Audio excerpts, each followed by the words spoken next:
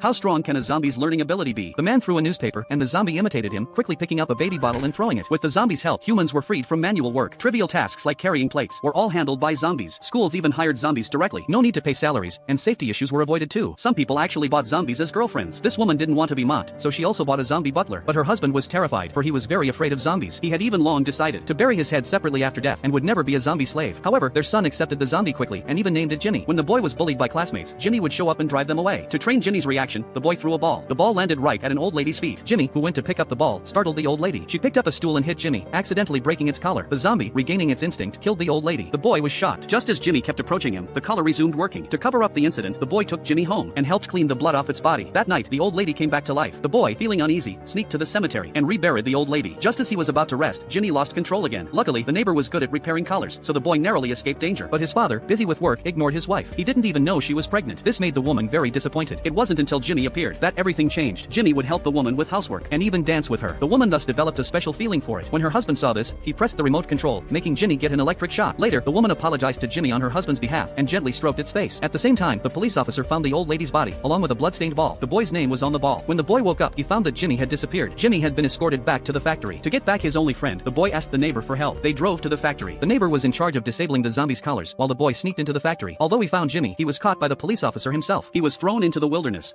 I excitedly took the brand new military uniform, but I saw someone else's name on the collar. I returned the uniform, but the officer just tore off the name tag. He told me the workers had made a mistake. My doubts were finally dispelled. I didn't notice at all that there were many more name tags under the table. And these so-called new uniforms Actually came from soldiers on the battlefield. After they sacrificed their lives, their clothes and boots would be stripped off, packed and sent to the rear. Then female workers would clean them thoroughly. They would sew up the bullet holes on the clothes, but there were too many uniforms, and the name tags were often forgotten to be removed. During the principal's impassioned speech, the students threw away their books excitedly. They were full of joy, ready to march to the battlefield. But soon our smiles faded away. The French artillery fire kept coming relentlessly. I delayed putting on my gas mask, because I was helping my comrades. The captain noticed this scene. He advised me not to be foolishly kind. This was my first day in the army. Contrary to what I had imagined, the first task after we reached the trenches was to scoop out the accumulated water with our steel helmets. I was assigned to stand guard at night, but I wasn't afraid at all. Instead, I excitedly loaded the bullets into the gun. At that time, I didn't realize at all that the flash from the muzzle had already exposed my position. A bullet whizzed towards me. Fortunately, the steel helmet on my head blocked the bullet for me. Suddenly, a signal flare rose into the sky. Immediately afterwards, the French army launched a fierce attack.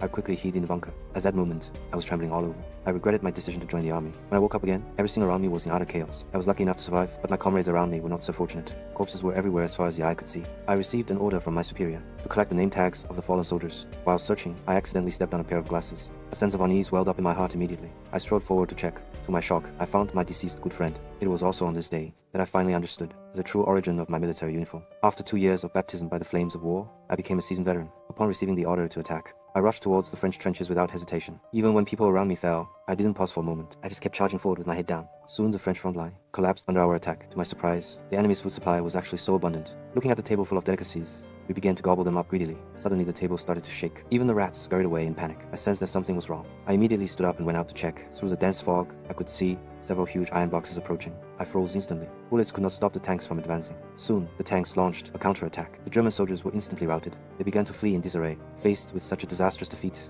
the German government finally signed the armistice agreement. Just when I thought I could finally go home, an officer, driven by his own selfish interests, ordered an attack 1 hour before the armistice took effect. At this moment, I was already completely numb.